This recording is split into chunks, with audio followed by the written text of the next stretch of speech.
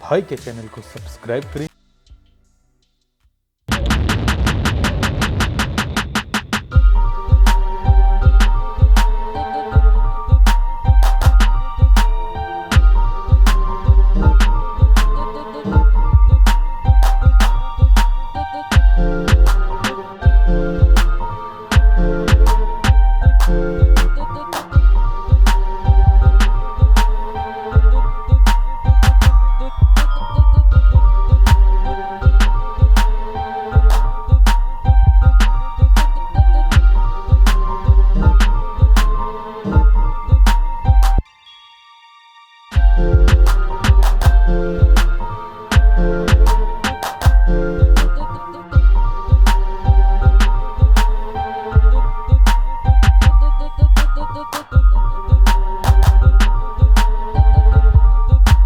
नमस्कार दोस्तों, स्वागत करता हूं आप लोगों का सिद्धार्थ लाइव परिवार में। मेरा नाम है सिद्धार्थ शुक्ला, मैं कर रहा हूं अपना मास्टर्स फ्रॉम एनआईटी त्रिची।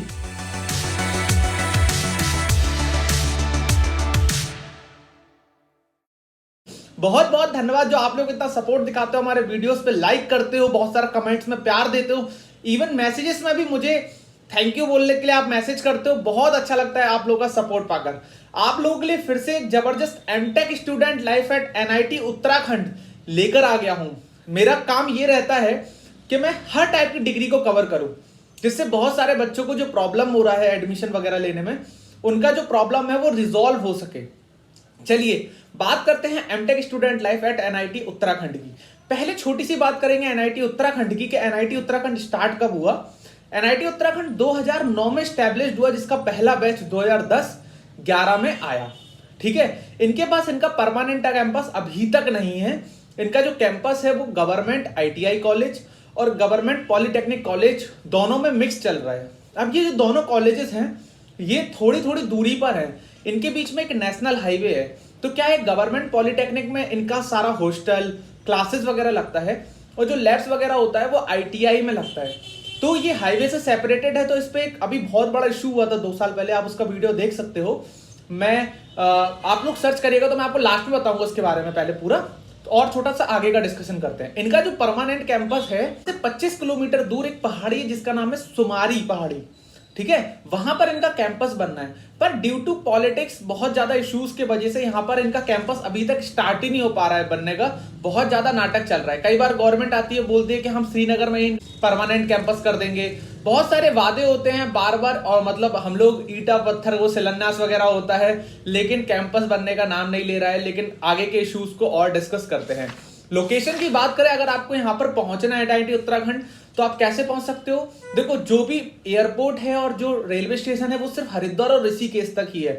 सबसे पास जो एयरपोर्ट 125 किलोमीटर दूर है उसका नाम है जॉली ग्रैंड एयरपोर्ट। उसके बाद आपको बस लेना पड़ेगा, या रेलवे स्टेशन, अगर रेलवे से आ रहे हो, रेल लाइन से आ रहे हो तो आपको हरिद्वार या ऋषिकेश से बस लेना पड़ेगा। तो उधर से आपको करीब 125 किलोमीटर दूर श्रीनगर गढ़वाल पड़ेगा। श्रीनगर से कंफ्यूज मत होना, श्रीनगर वो जम्मू कश्मीर वाला नहीं है, उत्तराखंड में भी श्रीनगर पड़ता है। तो श्रीनगर गढ़वाल पहुंचोगे, वहां पर ही इनका कैंपस सिचुएटेड है। तो प्रॉब्लम क्या है, प्रॉब्लम ये है कि अभी कैंपस टेम्परेरी है। तो कई बार हाईवेज के वजह से क्या होता है, बच्चों का एक्सीडेंट हो जाता है। एक अभी 2 साल पहले एक बच्ची का एक्सीडेंट हुआ जिससे वो खत्म हो गई थी। उसके बाद क्या हुआ, बहुत ज्यादा प्रोटेस्ट होने लगे।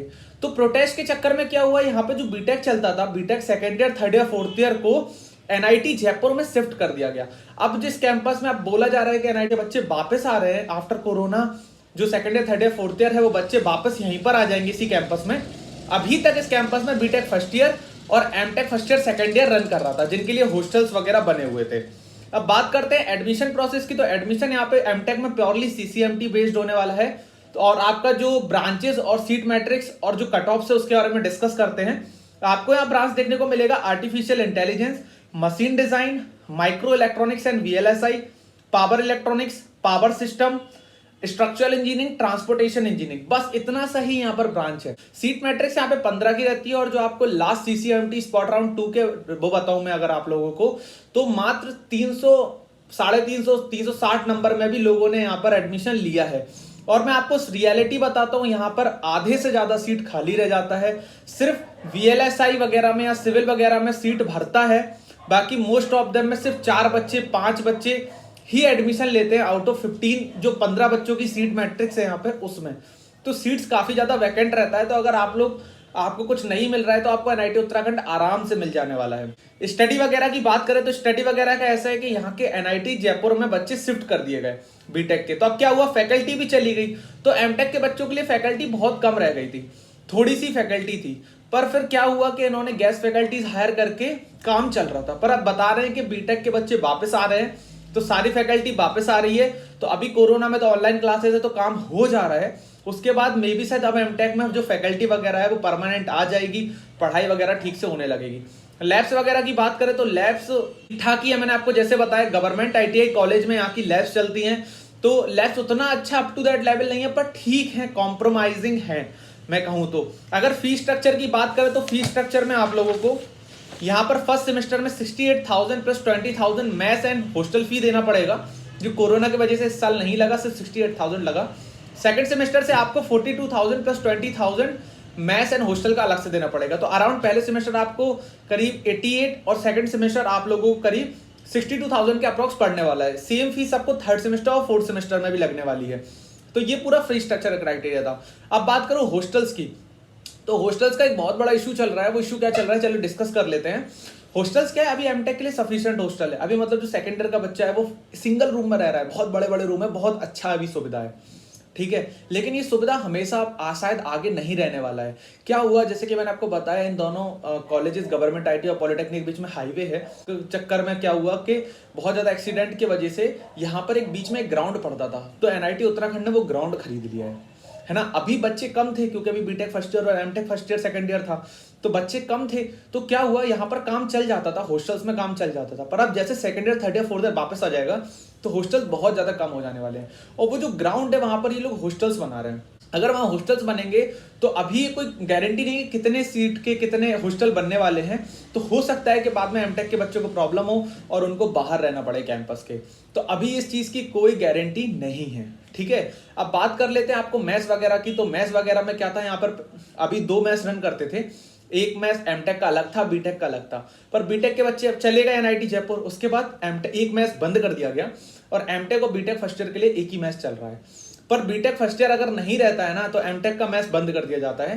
एमटेक को फिर बाहर कॉम्प्रोमाइज करना पड़ता है क्योंकि बच्चों की स्ट्रेंथ ही बहुत कम है। अभी मतलब मैं अभी बताऊं, अभी जो सेकंड ईयर में बच्चे पढ़ उसमें टोटल 35 बच्चे ही एमटेक में पढ़ रहे हैं।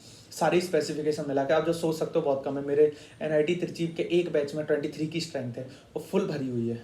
तो आप सोच सकते हो, एक आइडिया लगा सकते हो। अब करते थे हम लोग यहाँ पर कैंटीन्स वगैरह की। तो यहाँ पर पहले 2 कैंटीन थी, बीटेक बंद होने के बाद यहाँ पर कैंटीन बंद हो गई थी दोनों की दोनों। पर यहाँ के एमटेक के बच्चों ने जिद कर अपने प्रोफेसर से खुलवा ली उन कैंटीन्स को। एक कैंटीन खुली हुई है जिसमें आपको सफिशिएंट मिल जाता है, पर उसमें भी कई बार चीज़ें नहीं मिलती हैं। तो इसका यहाँ पर थोड़ा प्रॉब्लम रहता है। हॉस्टल्स की टाइमिंग की बात करूँ तो कैंपस से आप रात के 10 बजे के बाद नहीं निकल सकते हो। लड़कियों के लिए 9 बजे बंद हो जाता है हॉस्टल। लड़के रात में हॉस्टल्स में के बाहर घूम सकते हैं पर कैंपस के बाद नहीं जाते हैं। पर सही बताऊं, जो आसपास का एरिया है वो पूरा गांव का एरिया है, वैली का एरिया है। तो यहाँ पर 9 बजे तक लोग आराम से सो जाते हैं। तो वैसे भी रात को बाहर कुछ रह नहीं जाता इतना खास कैंपस में घूमने के लिए, क्योंकि कोई परमानेंट कैंपस तो है नहीं जहाँ पर ग्राउंड्स होगा, स्पोर्ट्स होगा, सब कुछ बहुत अच्छा होगा, खेल सकते हो। टेम्परेरी कैंपस है तो आप एक आइडिया लगा सकते हो। स्पोर्ट्स की बात करूँ तो यहाँ पे क्रिकेट का ग्राउंड है, लेकिन उस ग्राउंड में लोकल लोग भी खेलने आते हैं। तो कई बार प्रॉब्लम होती है, लोकल भी खेल रहे हैं, आप भी खेल रहे हो, तो आपके लिए कोई सेपरेट ग्राउंड नहीं है। और कभी पॉलिटिशियंस आ रहा है तो हेलीकॉप्टर्स वगैरह भी वहीं उतरते हैं। तो ये सब प्रॉब्लम्स ग्राउंड के साथ होता है। बैडमिंटन कोर्ट्स हैं, बास्केटबॉल कोर्ट्स हैं, ठीक है, लेकिन बैडमिंटन कोर्ट जैसे 2 हैं। तो बैडमिंटन कोर्ट्स में क्या होता है कि प्रोफेसर्स हैं, पॉलिटेक्निक के बच्चे हैं, सब लोग आ जाते हैं, तो कई बार भीड़ हो जाता है, तो उस चक्कर में नहीं खेल पाते हैं। अब बात कर लेते हैं यहाँ पर गेट प्रिपरेशन वगैरह की। तो गेट प्रिपरेशन का सीन ऐसा है कि बाहर कोई लोकल कोचिंग नहीं है, जो है ऑनलाइन है। लोग मुझसे कहते थे कि एनआईटी उत्तराखंड में गेट की प्रिपरेशन अच्छे से हो सकती है। तो मेरा ये मानना है कि आप एडमिशन ऐसी जगह लीजिए एनआईटी में जहाँ पर कोचिंग अवेलेबल हो, जैसे पटना में, जैसे भोपाल में, जैसे इलाहाबाद में, लखनऊ में, दिल्ली में। यहाँ पर एडमिशन लीजिए यार, यहाँ के एनआईटीज IISS में एडमिशन लीजिए, क्योंकि यहाँ पे कोचिंग है यार। आप जा सकते हो, ऑफलाइन कोचिंग पढ़ सकते हो। ऐसी जगह जाना ही क्यों जहां पर बहुत ज्यादा इतने ज्यादा टेम्परेरी कैंपस का प्रॉब्लम हो, खाने का प्रॉब्लम हो, उसके बाद आप गेट की प्रिपरेशन के लिए भी ऑनलाइन ही पढ़ने बैठे हो। और टीचर भी जब पढ़ाते हैं, एग्जाम प्रोसेस की बात करूं सिंपली आपको, तो यहाँ पर 2 मिड सेम देखने वाले हैं, फाइनल सेम देखने वाले हैं। जो असाइनमेंट्स होता है उसका ठीक वेटेज होता है, वो टीचर डिपेंड करता है। पर जनरली जो मिड सेम 25 मार्क्स के होते हैं और एंड सेम 50 मार्क्स का होता है, जो टोटल 100 मार्क्स का पूरा पेपर होता है जिसमें आपका रिजल्ट आता है। अब बात कर लेते हैं वेदर वगैरह की। तो गर्मी यहाँ पर बहुत ज़्यादा पड़ती है, दिल्ली से भी ज़्यादा गर्मी पड़ती है। तो ये मत सोचेगा कि पहाड़ी जगह है तो गर्मी कम पड़ेगी, गर्मी बहुत बुरी पड़ती है। ठंड ठीक ठाक रहती है, मतलब ठंड उतना ज़्यादा नहीं रहती है, ठंड का एवरेज रहता है, बारिश का एवरेज रहता है, पर गर्मी अच्छी पड़ती है। यहाँ के प्लेसमेंट्स की बात करें तो यहाँ पे प्लेसमेंट्स एमटेक का काफ़ी ज़्यादा खराब है। आप VLSI वगैरह में पढ़ते हो या CS में वगैरह में हो तो शायद आपका इंटर्नशिप लग जाए। प्लेसमेंट के लिए कंपनीज आती हैं, बिठाती हैं, CS का प्लेसमेंट होने के चांसेस ज़्यादा रहते हैं, VLSI का ज़्यादा रहेगा, आर्टिफिशियल इंटेलिजेंस का ज़्यादा रहेगा। पर एज अ मैकेनिकल की जो MD है, स्ट्रक्चरल ट्रांसपोर्टेशन है, उनके नज़रिए से देखोगे तो यार प्लेसमेंट बहुत खराब है, या जीरो प्लेसमेंट आप कह सकते हो। प्लेसमेंट की हालत बहुत खराब है। अगर कोडिंग आता है तो चांस है आपका प्लेसमेंट हो जाए, लेकिन यहाँ पर बीटेक में भी कई बार प्लेसमेंट मैकेनिकल के उतने अच्छे नहीं होते। तो आप एक अप्रॉक्स आइडिया लगा सकते हो कि एमटेक में कितना ही अच्छा प्लेसमेंट होगा। अब बात करते हैं डिस्क्रिमिनेशन वगैरह की, घूमने फिरने वगैरह की। तो यहाँ पर कोई डिस्क्रिमिनेशन नहीं मिलेगा। यहाँ के लोग बहुत सपोर्टिव हैं। यहाँ NITs के बच्चों के लिए उनका अलग ही प्यार है। तो बाहर बहुत अच्छा माहौल रहने वाला है, लोग आपकी बहुत मदद करेंगे। पहाड़ी लोग वैसे ही बहुत अच्छे होते हैं, सही बताऊँ ना मैं। उत्तराखंड के लोग जो होते हैं ना बहुत अच्छे होते हैं, वो नेचर वाइज बहुत अच्छे होते हैं। तो डिस्क्रिमिनेशन कुछ भी नहीं है, रैगिंग वगैरह कुछ भी नहीं है। बात कर लेते हैं आपको घूमने की। तो अब उत्तराखंड तो घूमने के लिए यार गंगोत्री, यमुनोत्री, ऋषिकेश, नैनीताल, केदारनाथ, बद्रीनाथ, घूमो जितना घूम सकते हो। अगर आप PhD करने के लिए सोच रहे हो तो एक MOU अभी बीच में साइन किया गया था NIT उत्तराखंड और IIT रुड़की के बीच में। तो अगर आप PhD करने का सोच रहे हो तो एक अगर अच्छा सा ग्रेड मेंटेन रखते हो ना तो आपको IIT रुड़की में डायरेक्ट एडमिशन मिलने के चांसेस ज़्यादा बन जाते हैं अगर आप NIT उत्तराखंड के एमटेक के स्टूडेंट हैं। तो ये अपॉर्चुनिटी एक NIT उत्तराखंड के लिए एक अच्छी मानी जा सकती है। ये पूरा रिव्यू था जो मैंने किया MTech student life at NIT Uttarakhand के बारे में। तो आज लगता है मुझे कि मैंने ऑलमोस्ट जितना पॉइंट्स हो सकता था उतना मैंने कवर कर लिया है। बस मैंने जो लास्ट वीडियो का बताया तो मैंने वही बताया कि क्या होता है, हाईवे के वजह से एक्सीडेंट हो जाता है। इस चक्कर में क्या है, बहुत ज़्यादा इस पर प्रोटेस्ट हुआ और बच्चे चले गए बीटेक के वहाँ। अब आ जाएंगे तो देखो यार कैंपस का कुछ नहीं है अभी परमानेंट कैंपस का, कि कब तक बनेगा क्या बनेगा। अभी जो है इसी में गुजारा करना है। पर देखो अगर मुझे आशा करूंगा कि हालत अच्छे हो जाए NIT उत्तराखंड की। पर अगर आप मुझसे एडवाइस मांग रहे हो कि आपको उत्तराखंड जाना चाहिए, NIT उत्तराखंड जाना चाहिए, नहीं जाना चाहिए, तो मेरा सिंपली मानना होगा NIT उत्तराखंड की जगह का आप अगर NIT हमीरपुर प्रेफर कर लें तो ज़्यादा बेटर होगा। आपको उस स्कोर में NIT हमीरपुर भी मिल सकता है, चांसेस हैं। वहाँ भी सीट मैट्रिक्स खाली रह जाती है, वहाँ चांसेस हैं आपको एडमिशन मिल सकता है। पर मेरा तो यही मानना है स्पेशली कि अगर आपका मार्क्स इतना कम है तो आप एमटेक में एडमिशन मत लीजिए। आप फिर से प्रिपेयर करिए, थोड़ा अच्छा मार्क्स लाइए, एक अच्छे IIT में NIT में जाइए, प्लेसमेंट लीजिए। चलिए इतना सा ही रिव्यू था MTech student life at NIT Uttarakhand के ऊपर। आशा करता हूँ आप लोगों को अच्छा लगा होगा। एक छोटी सी मुहिम की बात करेंगे। नीचे गूगल फॉर्म दिया हुआ है डिस्क्रिप्शन में, तो वहाँ पर अगर आपको कुछ क्वेरी है किसी कॉलेज से रिलेटेड तो दीजिए, हमें बताइए, है ना। और अगर आप हेल्प करना चाहते हैं हमारा रिव्यू बनाने में, लाइक अगर आप सोच रहे हैं कि यार हम अपने कॉलेज की इन्फॉर्मेशन भैया के साथ शेयर कर देते हैं, आप भी मतलब दोस्त के साथ शेयर कर देते हैं, तो बताओ यार, गूगल डिस्क्रिप्शन में फॉर्म भर दो, है ना, और मुझे इन्फॉर्मेशन शेयर करो अपने साथ। और आप मुझे सिद्धार्थ आप मेरे इंस्टा और फेसबुक की IDs को भी फॉलो कर लीजिए। वहाँ पर मैं आपके बहुत सारे डाउट्स क्लियर करता रहता हूँ।